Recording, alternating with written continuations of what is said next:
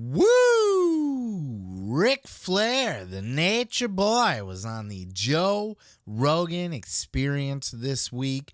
This was a big deal to be on Joe Rogan's podcast. His podcast is one of the biggest podcasts, if not the biggest podcast in the world.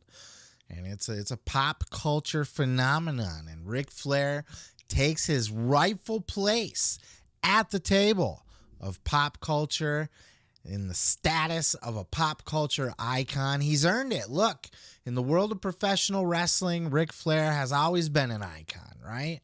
He's always been a top guy since the 80s. Ric Flair, the kiss stealing, wheeling dealing, son of a gun, woo, jet flying, limousine riding, all that shit, pulling his dick out on airplanes and spinning around. The nature boy, little Nate, you know?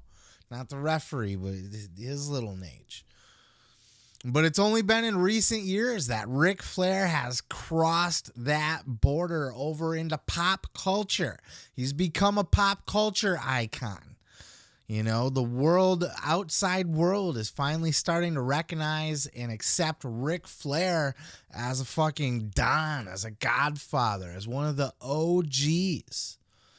You know, it's always been the case for wrestling, but outside, he's got his fucking Mike Tyson weed brand now with the Woooo chews and the smoke and all of that. He's got that music video. You know, he's part of rap culture now. You see, the football videos and stuff with Ric Flair with the woos and the saying the chants and all that. Ric Flair has crossed over into pop culture, and it's fucking great to see. And this was a fantastic interview that he had with Joe. Almost 3 hours, 2.5, 3 hours, just shooting the shit, talking mostly about his career.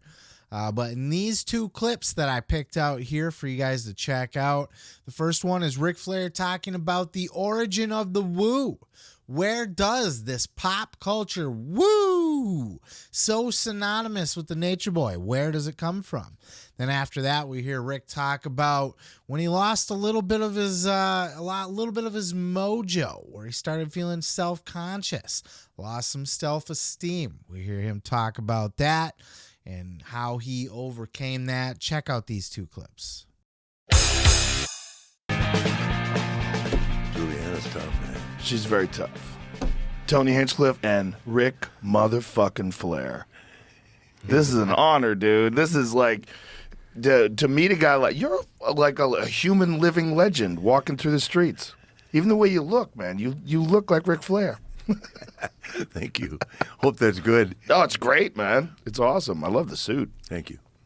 The diamonds and everything. Look at Tony. He's flabbergasted. He's the man. He's literally the man. Like that's like you have like some licensing on that or something, right? I did, but the WWE borrowed it without asking me.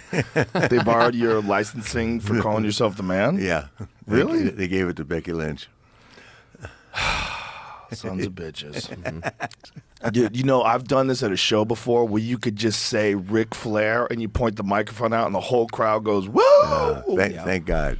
It's amazing. I mean, that's an amazing thing. You're like literally the only human being that's connected to a sound. Yeah.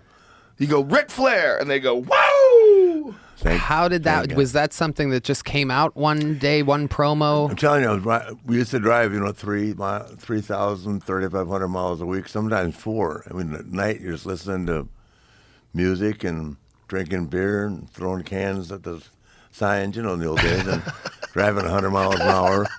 And I heard Jerry Lewis go, goodness gracious, great balls of fire, woo. Oh, wow. But the emphasis wasn't on the woo as much as, the thing. And then I went, shit, that's the next day on TV, I said, da-da-da-da-da, woo. And that's how it all started. Wow. 1974. Jerry Lee Lewis. Yeah. The Recognition killer. races, good balls of fire. Oh, my God. Wow. That's amazing. That was another wild motherfucker. Mm-hmm. Jesus Christ, that guy was wild. Oh, shit. You've been taking it as long as I have. I can really feel it. How long were you taking it for? Since 89. Holy shit. Yeah. Yeah. I had a real self-confidence issue. You know about that, I'm sure. You had a self-confidence issue? Huge, yeah. How is that possible? Just different promoters having different feelings about my position with the company. in life. And that's when you started taking Xanax? Yeah, I fell apart. Wow. So was this a career trajectory thing? No, once I got to the WWE, I quit taking it. But that time I had with WCW, this guy wanted me to cut my hair, call myself Spartacus. Oh my God. Oh my God. Jim Hurd. Holy shit. Jesus Christ. Whose idea was that? Jim Hurd. Oh my God. To think that he almost killed the... Yeah. Well, I did cut my hair. That was the haircut I had in North Korea. I fell for it. But I was cracked by then. I went from being the world champion to, this guy that ran Pizza Huts, St. Louis. Ted just hired his friends to run the wrestling. So this guy who doesn't know anything about wrestling comes to you. Does he pull you inside a meeting and tells you this? He says, I want to change your number or cut your hair and call you Spartacus and put an earring in your ear. So what do you say to this? I was in shock. I went home and had anxiety. I didn't know what anxiety was, and I had one. Wow. Isn't that crazy that just some fucking idiot can ruin your life like that? Mm-hmm. Wow. And like with that, you drop. I'm sure the suggestion was to drop everything that you had at that point, except for your physical moves in the ring. But like your promo. No, nothing about that. Oh, just the name. Know it. He just wanted Ric Flair. That's NWA. We're WCW now. Oh, wow. What year was this? Well, 90, 91. Jesus Christ. Because I finally left. And you're 2 years away from that moment. Yeah. Wow.